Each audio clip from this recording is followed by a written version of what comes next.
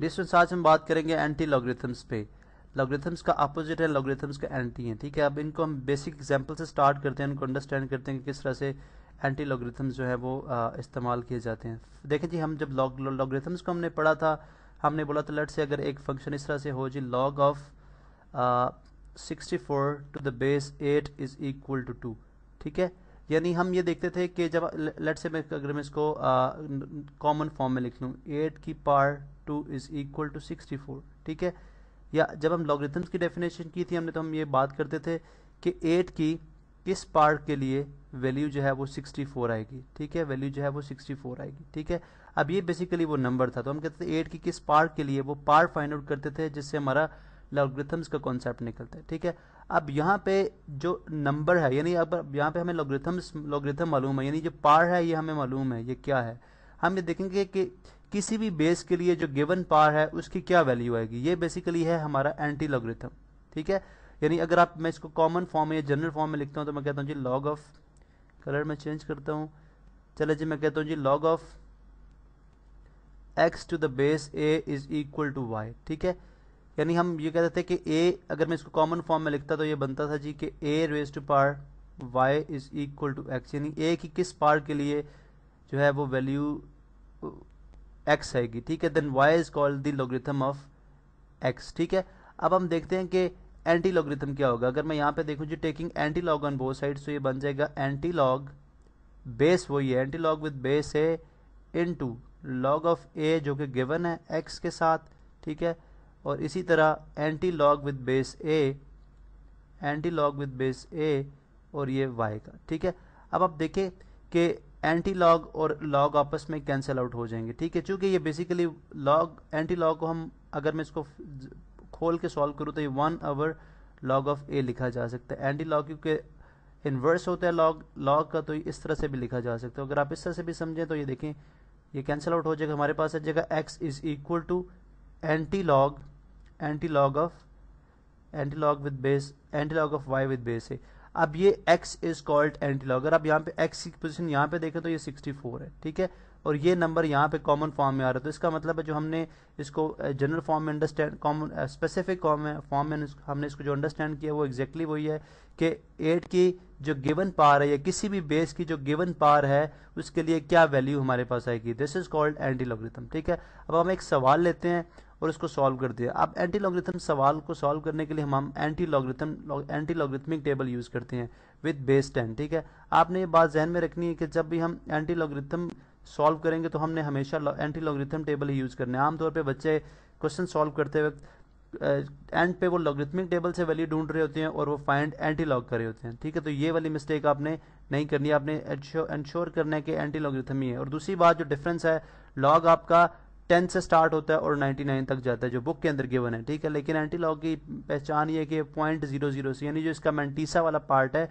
ठीक है, वो 0.00 से स्टार्ट होगा और 0.99 तक जाएगा। ठीक है, एंटी लॉगरिथम टेबल के अंदर भी उसी तरह से हमारे पास कॉलम्स होते हैं 0 से लेकर 9 तक। ठीक है, जो कि नंबर को जाहिर कर रहे हैं, यानी जिस कॉलम में हम उस नंबर को 2 डिजिट नंबर को देखेंगे और एंड पे हमारा डिफरेंस है, हम ऐड, यहाँ पे भी डिफरेंस हमने ऐड ही करना है। ठीक है, अब यहाँ पे रिवर्स से आपने ये नहीं समझना कि अगर एंटी लॉगरिथम के रिवर्स है तो वहाँ पे हमने ऐड किया था, यहाँ पे हमने सिर्फ डिफरेंस जो है वो हम यहाँ पे भी ऐड ही करेंगे, जैसा कि यहाँ पे मेंशन भी है। ठीक है, अभी फर्ज करें हमारे पास एक क्वेश्चन है, क्वेश्चन इस तरह से है जी कि वो कहता जी कि लेट से हमारे पास log ऑफ x जो है दैट इज इक्वल टू 0.0088। ठीक है, अब ये एक ऐसा हमारे पास इक्वेशन हमारे पास ऐसे गिवन है जिसके अंदर x का लॉग लिया हुआ है, यानी किसी नंबर का लॉगरिथम गिवन है। ठीक है, अब हम इससे ये नंबर फाइंड आउट करना चाहते हैं जो कि एंटी लॉगरिथम होगा। हम क्या करेंगे, दोनों साइड पे एंटी लॉगरिथम लेंगे इसका और हम इसको सॉल्व करेंगे। ठीक है, जो प्रॉपर स्टेप्स है उसके अंदर ये है कि हम लिखेंगे anti log, taking anti log on both side, anti log log से कैंसिल आउट होगा और हमारे पास x इक्वल टू आ जाएगा एंटी लॉग ऑफ 0.0, ये 0 है जी 0.0088। ठीक है, अब इसके अंदर आपको एक चीज याद रहे कि जो हम आपका ये फर्स्ट पार्ट है, ठीक है, आपको बाय डेफिनेशन भी अगर याद है ये कहलाता है हमारा कैरेक्टरिस्टिक। ठीक है, कैरेक्टरिस्टिक, और दूसरा जो पार्ट है, ठीक है, ये कहलाता है हमारा मैंटीसा। तो हम जहाँ पे एंटी लॉगरिथमिक टेबल सिर्फ मैंटीसा के लिए इस्तेमाल करते हैं, ठीक है, और कैरेक्टरिस्टिक को देखते हुए हम बाद में डेसिमल की पोजीशन जो है वो रिप्लेस कर देते हैं। ठीक है, अब चूंकि यहाँ पे कैरेक्टरिस्टिक 0 है तो इसलिए जो हमारा रेफरेंस पॉइंट होगा वही वहाँ पे ही हमारा डेसिमल आएगा। ठीक है, अभी फिलहाल हम देखते हैं कि 00 अब .00 है। ठीक है, चूंकि आपको यहाँ पे .00 की वैल्यू देखनी है, अगर आप देखें तो वो फर्स्ट वैल्यू हमारा फर्स्ट जो रो है उसके अंदर .00, तो अगर आप इसके अंदर अब क्योंकि फर्स्ट 2 नंबर्स इसके अंदर भी नंबर को रिप्रेजेंट करते हैं, थर्ड नंबर जो है वो रिप्रेजेंट करता है कॉलम को और फोर्थ डिजिट जो है डिजिट थर्ड डिजिट कॉलम को और 4 डिजिट डिफरेंस को। ठीक है, अब .00 की वैल्यू हम देखते हैं 8th कॉलम के अंदर। अभी देखिए हम मूव करते आते हैं तो अब first column, second column, third, 7th, 8, ये वाला 8 कॉलम है, इसकी वैल्यू है जी 1019। ठीक है, यहाँ से हम कलर चेंज करते हैं 1019। ठीक है, ये वैल्यू है हमारे पास।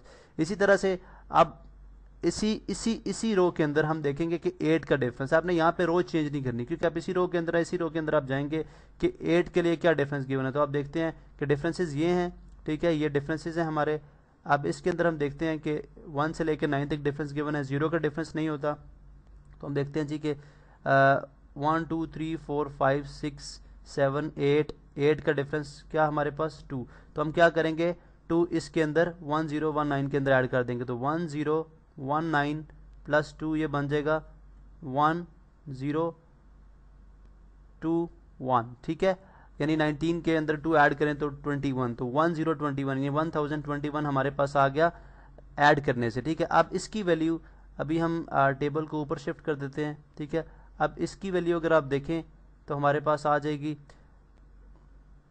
x इज इक्वल टू आ जाएगा 1021। अब हम क्या करते हैं, फर्स्ट नॉन जीरो नंबर के बाद हम रेफरेंस पोजीशन पुट करते हैं और फिर देखते हैं कि कैरेक्टरिस्टिक कितना था, उस लिहाज से हम 0 पुट करते हैं। हम कैरेक्टरिस्टिक क्योंकि 0 है तो यहाँ पे ही हमारे पास क्या आ जाएगा, डेसिमल आ जाएगा। तो बेसिकली एंटी लॉग हम इसका जो है आ जाएगा x इज इक्वल टू 1.021।